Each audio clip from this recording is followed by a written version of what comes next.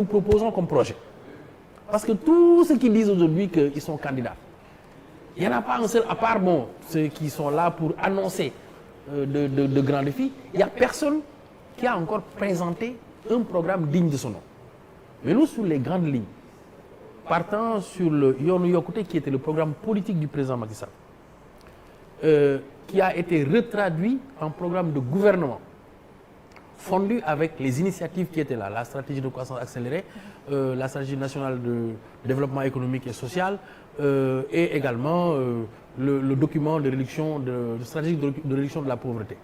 Plus maintenant les grands axes stratégiques, donc ça c'est l'état des lieux, plus maintenant ce qu'on amène venant du Yoonu Yokkute et qui donne un plan qui, à l'horizon 2035, doit nous inscrire dans le processus de l'émergence. C'était ça le PSE à la base. Il y en a d'autres qui l'ont contesté, machin, tout ça, mais effectivement, il s'agissait d'avoir des projets prioritaires et d'avoir des réformes phares.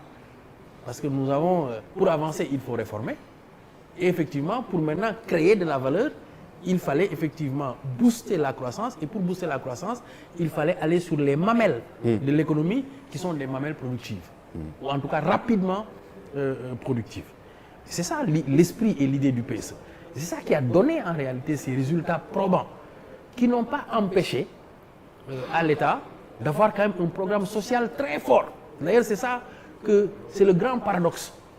Quand on présente nos économies et quand on présente la vision et l'ambition du président Macky Sall au niveau international, les personnes disent comment on a pu tirer en fait, je dirais, les avantages du capital tout en restant dans une politique sociale très forte.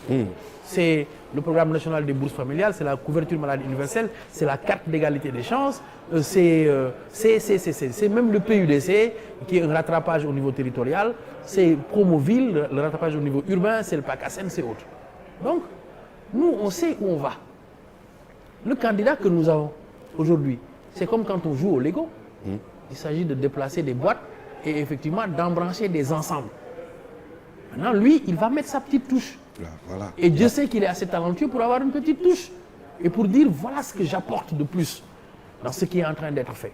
Aujourd'hui, ce qui est fait n'est plus à faire. La question de la gouvernance du pétrole et du gaz, la question du contenu local, c'est déjà réglé. La question du rattrapage des zones enclavées, c'est déjà en marche. Le processus social avec ses filets, c'est déjà en marche. Le PNADT, le Programme national d'aménagement et de développement territorial, c'est déjà en marche. La réforme aéroportuaire, c'est déjà en marche. Donc tout ça est déjà en marche. Maintenant, il faut qu'il apporte sa touche et nous l'aiderons à l'apporter.